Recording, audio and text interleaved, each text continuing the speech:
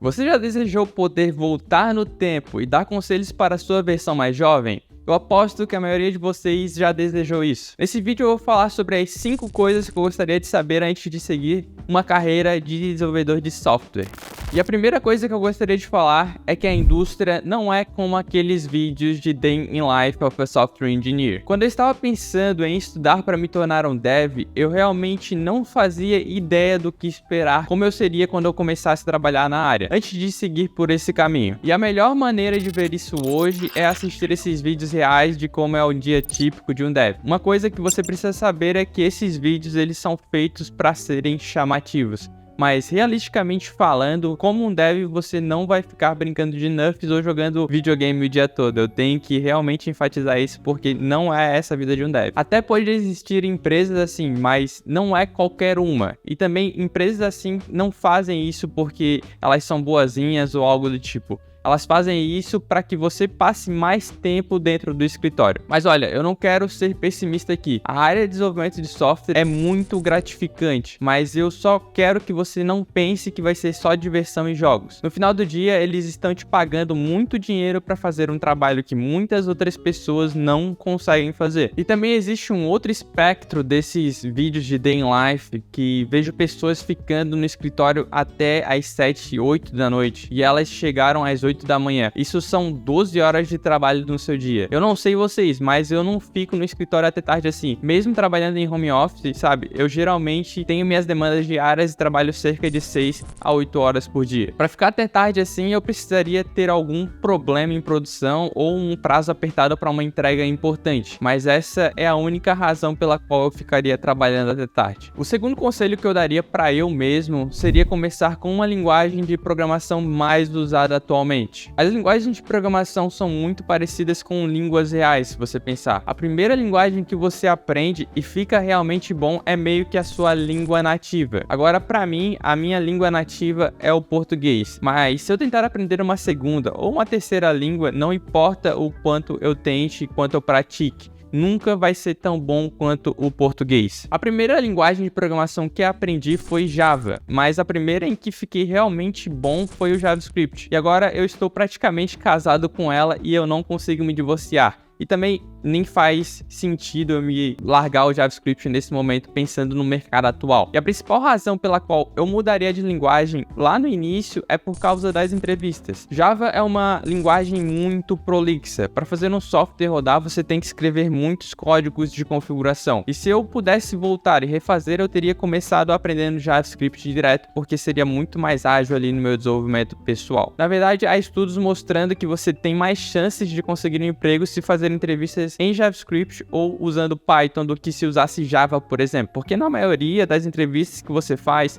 você pode escolher a linguagem de programação em que vai codificar os seus testes. E digamos que há 2 candidatos. Um candidato que escreve um código em Java e um candidato que escreve um código em JavaScript. E a pessoa que escreve em JavaScript consegue terminar o problema muito mais rápido porque é menos prolixo ali dentro do código mesmo. Os entrevistadores, geralmente, eles não vão se importar com a linguagem que você codificou, a menos que seja um trabalho específico para atuar com Java. Eles só vão dizer, essa pessoa codificou muito mais rápido e resolveu o problema de forma mais elegante. Vamos dar um emprego para ela. Agora, muitos de vocês que trabalham com JavaScript podem simplesmente dizer: ei, nós somos devs mais inteligentes que devs Java. Mas eu realmente acho que vocês têm essas razões, porque é por causa das razões que eu acabei de mencionar. Eu tive um amigo que ele aprendeu Python estritamente para poder se sair melhor em entrevistas. E depois que ele mudou para Python, ele conseguiu um emprego na Amazon. Então, obviamente, isso ajudou ele. Então, toma muito cuidado na linguagem que você está iniciando aí. E é isso. Agora, antes de entrarmos no número 3, eu tenho a pergunta do dia. E é: que conselho você daria para a sua versão mais jovem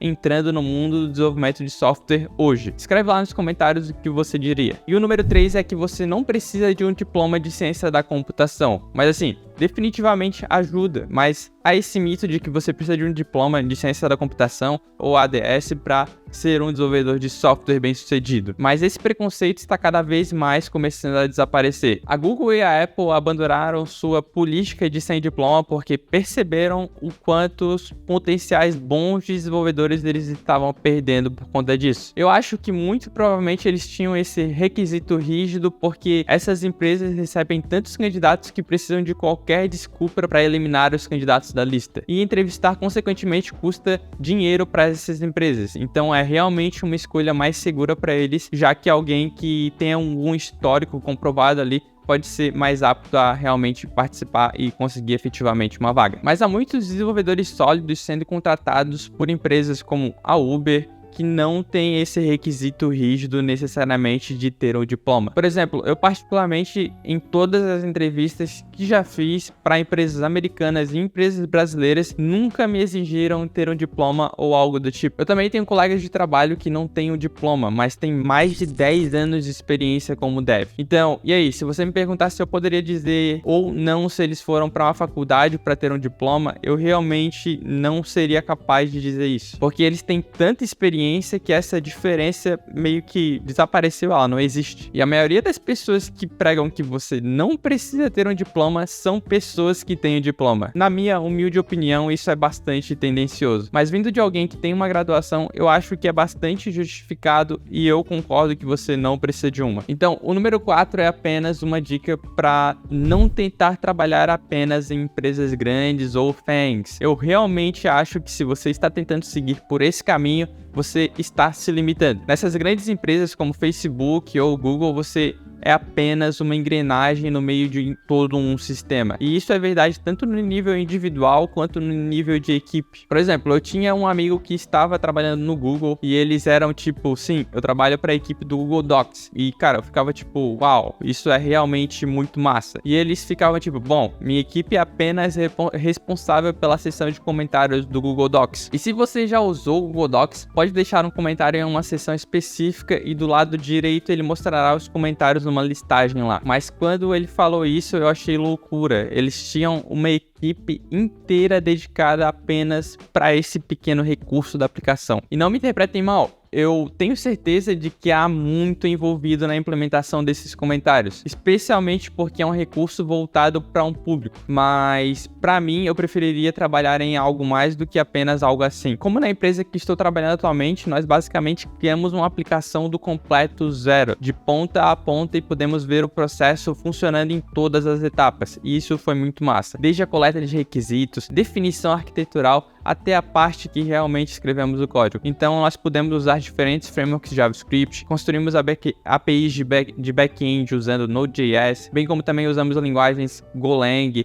usamos GraphQL também, foi muito massa. E outra coisa que eu ouvi também é, bem, se eu entrar em uma empresa grande ou uma FAANG, minha carreira vai estar garantida. Mas eu realmente acho que isso é apenas uma ilusão. Sim, é verdade que se você trabalhar em uma empresa grande ou uma FAANG, a sua carreira ela vai ficar mais fácil. Mas o que acontece quando você começa a procurar empresas em outras empresas grandes ou FAANGs, e todas as outras pessoas que estão também concorrendo para a mesma vaga também vieram de outras FAANGs. Então, todos esses candidatos também têm experiências nessas grandes empresas ou FAANGs. Então, o que diferencia você dos demais candidatos? Pensa sobre isso. Então, apenas para recapitular, você não precisa trabalhar em uma empresa grande ou uma FAANG para ter uma carreira bem sucedida. Existem muitas outras boas empresas por aí, então não se limita. E finalmente, a minha última dica é que aprender a programar é apenas a metade da batalha. Quando eu comecei a trabalhar, eu ficava sempre pensando que nunca seria capaz de programar ou escrever um código, um algoritmo complexo. Mas depois de trabalhar na indústria por alguns anos, eu percebi que a parte mais difícil não é aprender a programar. A parte mais difícil é realmente aprender a lidar com as políticas do escritório e a gestão de pessoas. Realmente aprender a lidar com as pessoas ali envolvidas. E eu não tô falando sobre ser promovido a ser um gerente e lidar com as pessoas nesse sentido. Eu tô falando sobre lidar com pessoas no nível de dev mesmo. Porque a maioria dos problemas que enfrentamos não são problemas